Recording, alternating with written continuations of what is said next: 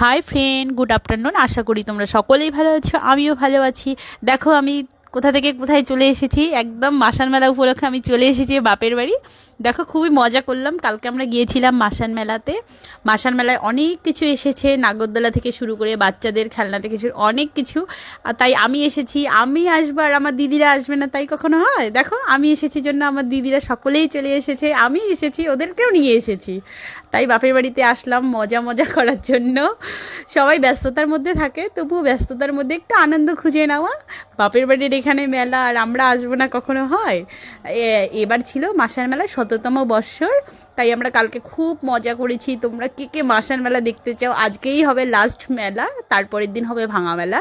কে কে দেখতে চাও তাড়াতাড়ি চলে আসতে পারো। আর তোমাদের কেমন লাগলো এই ভিডিওটা বলো। আর তোমরা কে কে মাসান মেলায় এসে ঘুরে গিয়েছো আমাকে জানিও। বাই।